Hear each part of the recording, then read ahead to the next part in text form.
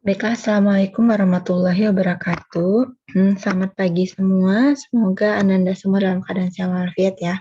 Baiklah, di pertemuan ketiga kali ini, di mata kuliah kalkulus PUBA banyak, kita akan mempelajari mengenai operasi aljabar pada vektor.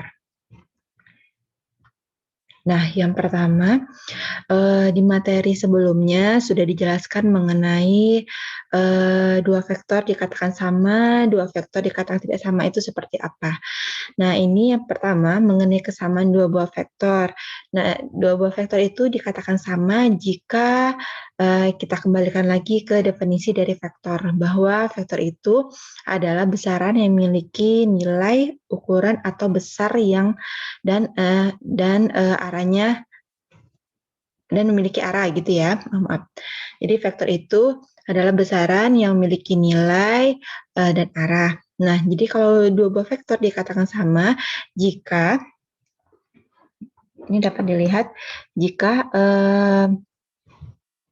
besar dari vektor itu, vektor pertama yang dapat dilihat, vektor pertamanya adalah vektor A, vektor keduanya adalah vektor B. Jika panjang vektor A itu sama dengan vektor B, serta arah dari vektor A sama dengan vektor B. Nah, di gambar ini dapat kita lihat besarannya sama antara vektor A dan vektor B, lalu arahnya juga sama.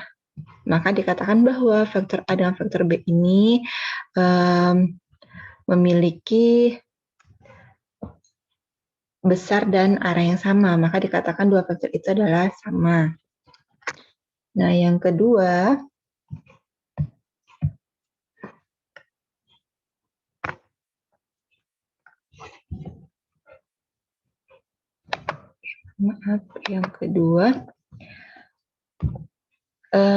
vektor negatif. Apa itu vektor negatif? Jadi, nama lainnya adalah inverse vektor. Vektor tersebut ya. Jadi kalau misal diketahui vektor A, maka inverse-nya adalah negatif dari vektor tersebut. Jadi negatif vektor A. Nah, ini dapat dilihat pada gambar, ini adalah vektor A. Jadi negatif dari vektor A itu dia memiliki besarnya sama, ya. Jadi besarnya sama, tapi arahnya yang berlawanan. Kalau misalnya vektor A itu arahnya ke atas, maka vektor negatifnya adalah arahnya ke bawah. Seperti itu. Nah, yang selanjutnya perkalian vektor dengan skalar. Jadi vektor tersebut bisa kita kalikan dengan skalar. Apa itu skalar? Kita kembalikan lagi. Skalar adalah besaran yang hanya memiliki nilai seperti itu. Jadi kalau misalnya skalar kita kalikan dengan vektor, maka dimisalkan vektor U di sini ya, vektor U. Kalau misalnya kita kalikan dengan skalar, maka besar atau panjang vektor itu akan bertambah. Itu. Nah, itu kalau misalnya skalar itu adalah bilangan real positif, maka panjang vektornya itu bertambah dan arahnya sama, kayak gitu ya. Kalau misalnya skalarnya itu positif. Tetapi kalau misalnya skalarnya negatif, maka vektornya panjangnya ini ya, skalar dikali dengan panjang U, maka panjangnya bertambah tetapi arahnya berlawanan. Kalau misalnya arah dari vektor semulanya vektor U itu ke atas, maka kalau kita kalikan dengan min K, maka dia akan berbalik berlawanan seperti itu. Tapi untuk panjangnya bertambah sesuai dengan nilai K tersebut atau nilai skalarnya. Nah, selanjutnya mengenai penjumlahan vektor. Jadi vektor ini bisa juga kita jumlahkan ya. Ada beberapa cara untuk menghitung penjumlahan vektor. Yang pertama, aturan segitiga. Bagaimana cara menghitungnya? Jadi kalau misalnya di sini ada dua buah vektor ya. Ada dua buah vektor di sini. Vektor A dapat dilihat. Ini vektor A, ini vektor B. Misalkan titik vektor A itu titik vektor A.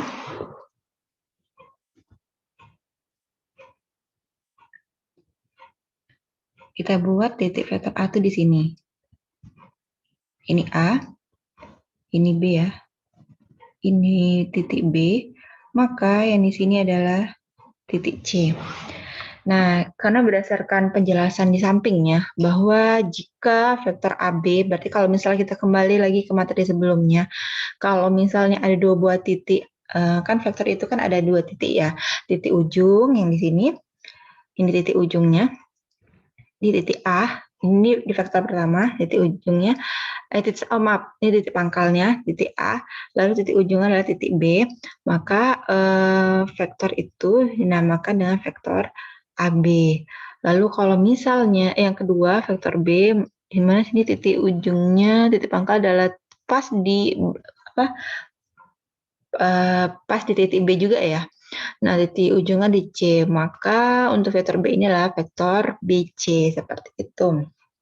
Nah, setelah kita gambar lah vektor A dan vektor B seperti ini, gimana caranya titik ujung vektor pertama, lalu kita untuk menggambar vektor keduanya itu diletakkan pas di titik ujung vektor pertama ini. Ini titik pangkal vektor kedua, ini titik ujung vektor pertama. Seperti ini gambarnya sesuai dengan ketentuan dari vektor yang diberikan. Lalu bagaimana cara menjumlahkan dua buah vektor ini? Ya udah kita tarik titik ujung dari titik pangkal dari vektor A itu kita tarik sampai ke titik ujung vektor kedua. Maka inilah penjumlahan dari vektor A dan vektor B. Nah, ini untuk aturan segitiga. Berarti untuk menggambarkannya cukup kita gambarkan vektor pertama, lalu kita gambarkan vektor kedua, di mana ketentuannya titik ujung vektor kedua itu kita letakkan titik ujung ya, titik pangkal vektor kedua itu kita letakkan di titik pangkal vektor pertama. Seperti ini. Baru kita tarik titik pangkal sampai ke titik ujung vektor kedua. Nah, yang kedua, aturan jajaran genjang. Nah, di sini sebenarnya ada dua ya, dibuat sini ya. Ini yang pertama itu kalau kita buat titiknya dulu. Kalau kita buat titiknya, yang pertama itu kita buat ini titik A. Maaf, bentar.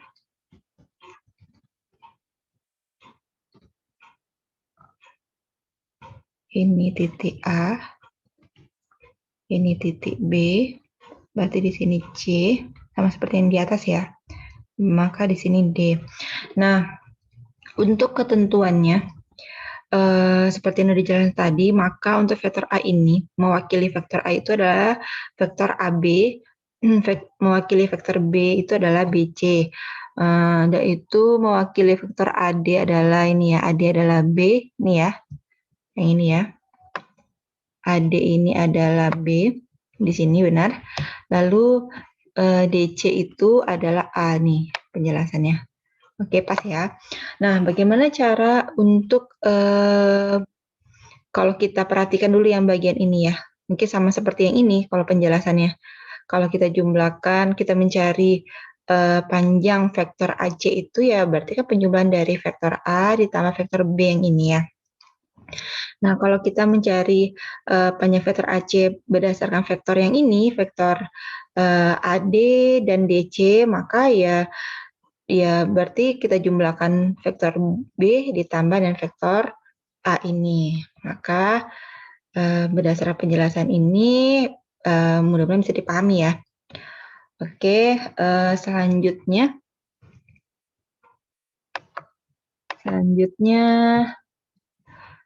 selisih dua vektor. Mohon maaf, ini dihapus dulu.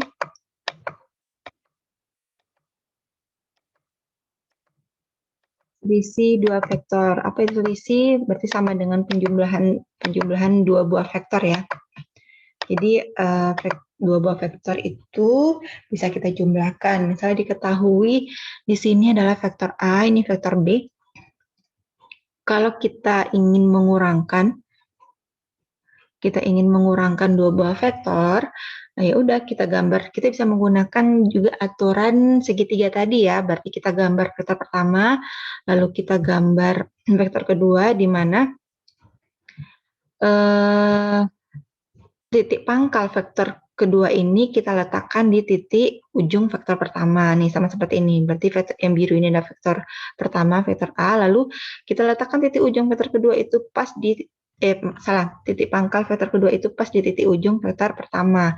Nah, lalu kita tariklah dari titik pangkal vektor pertama sampai ke titik ujung vektor kedua. Maka ini adalah pengurangan dari vektor A dikurang dengan vektor B. Jadi pengurangan antara vektor A dan vektor B gitu ya. Nah ini. Oke, selanjutnya berarti pokoknya untuk pengurangan dan penjumlahan itu bisa kita gunakan aturan segitiga dan jajaran genjang. Mungkin lebih bisa mudah dipahami ya. Kalau untuk aturan segitiga cukup kita meletakkan, kita gambar vektor pertama, lalu kita gambar vektor kedua, di mana aturannya titik pangkal vektor kedua diletakkan di titik ujung vektor pertama, lalu kita tarik garisnya sehingga membentuk segitiga seperti itu. Nah, selanjutnya, nah ini ada aturan tambahan. Ini kalau misalnya kita mencari penjumlahan dan pengurangan dua buah vektor, tapi sudah diketahui bisa kita mencari sudutnya kayak gitu. Nah ini rumusnya. Jadi untuk mencari panjang A ditambah B itu sama dengan akar dari panjang vektor A dikuadratkan ditambah panjang vektor B dikuadratkan ditambah 2 dikali panjang vektor A dikali panjang vektor B dikali cos theta sudut ya di antara dua vektor tersebut. Nah, kalau pengurangan bedanya itu cuma di tanda sininya ya. Nih, mungkin bisa dilihat kalau penjumlahan itu ada tandanya tambah, penjumlahan, operasi penjumlahan. Kalau di pengurangan ada operasi pengurangannya sini ya, itu bedanya ya. Jadi untuk memudahkan dalam mengingat. Selanjutnya, ini bisa juga kita menggunakan cara yang lain. Kalau misalnya diketahui vektor A dan vektor B itu, misalnya di sini ya, diketahui vektor A pada R3, X1, Y1, Z1, di mana vektor B-nya X2, Y2, Z2, diketahui. Lalu kalau kita ingin menjumlahkan vektor A ini dengan vektor B, maka A ditambah B, vektor A ditambah B itu sama dengan, ya cukup kita jumlahkan, kita buat dalam bentuk, ini nih adalah vektor kolom ya. Cukup kita jumlahkan masing-masing komponennya, berarti X1 ditambah X2, Y1 ditambah Y2, Z1 ditambah Z2. Jadi berdasarkan komponen X, komponen Y, komponen Z, seperti itu. Begitu juga dengan pengurangannya. Berarti YX1 dikurang X2, Y1 dikurang Y2, Z1 dikurang Z2, seperti itu. Oke, lanjut. Nah, ini untuk aljabar vektornya ya. Jadi kalau misalnya diketahui vektor A itu adalah A1I ditambah A2J dan vektor B-nya B1I ditambah B2J, maka berlaku aturan vektor A itu sama dengan vektor B jika ini ya udah dijelaskan tadi ya. Dan jadi vektor A sama dengan vektor B jika komponennya itu sama. Jadi kalau misalnya vektornya itu besar yang sama, ya udah pasti komponen-komponen pertama dan keduanya sama ya. Berarti A1 itu sama dengan B1, A2 itu sama dengan B2. Yang kedua, skalar dikali vektor itu sama dengan M dikali vektor A. Itu sama dengan nilai ini, M ini adalah skalar ya, suatu nilai ya. Nah, itu sama dengan skalar ini atau nilai ini kita kalikan ke komponen-komponen vektor tersebut. Jadi kalau misalnya, kalau M ini kita kalikan vektor itu, suatu vektor yang ini, maka itu sama dengan ketika M itu kita kalikan ke dalam komponennya. Berarti kita kalikan ke sini, kita kalikan ke sini ya. Untuk M. Lalu yang ketiga, penjumlahan vektor A ditambah vektor A ditambah vektor B itu sama dengan, sama seperti yang tadi ya penjelasannya. Jadi masing-masing komponen di vektor A ditambah dengan komponen pertama di vektor B. Begitu langsung jangan lupa ya ini adalah vektor satuan.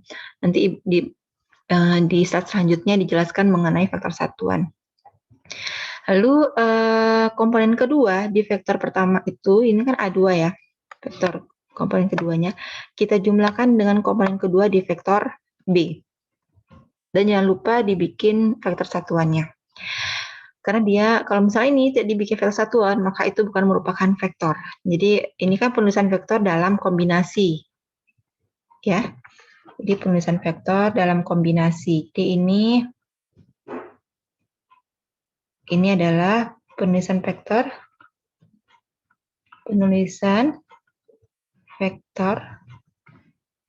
dalam kombinasi linear.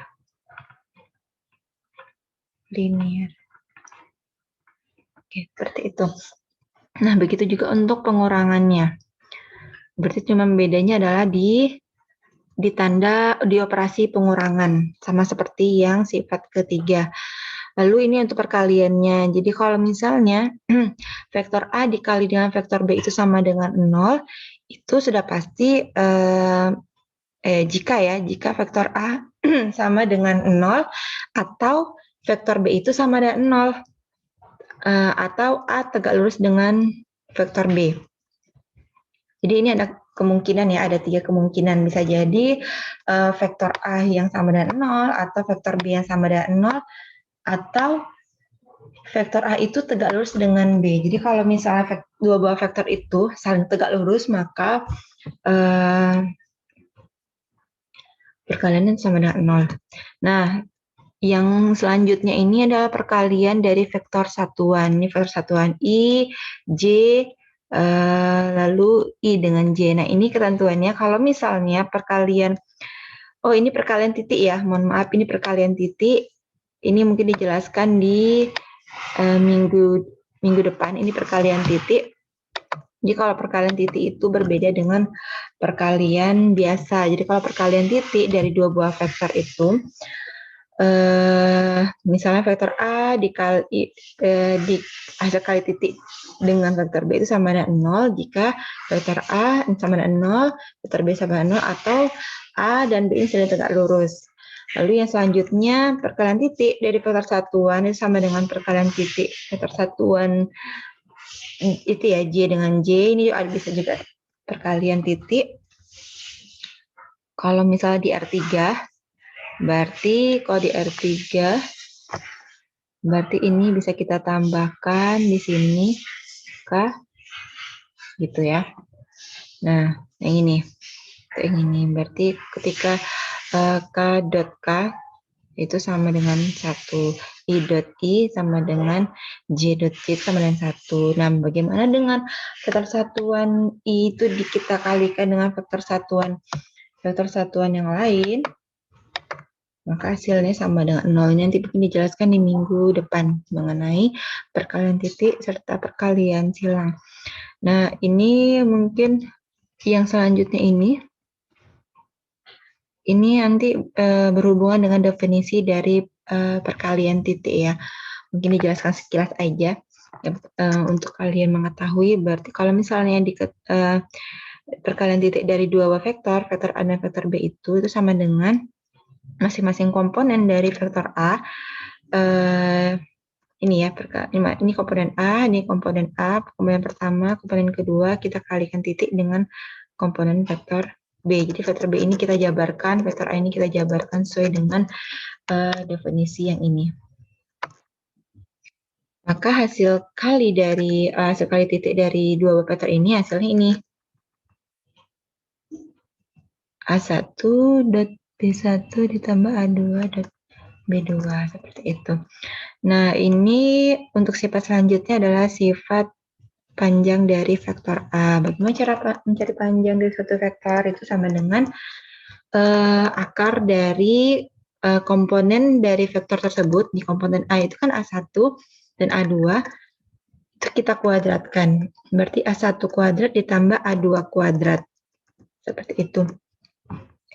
Nah, ini tak hingga itu sama dengan arkus tangen A2 dibagi A1. Yang selanjutnya, nah ini juga masih definisi dari perkalian hasil kali atau hasil kali titik ya. Ini hasil kali titik berdasarkan geometris. Jadi untuk mencari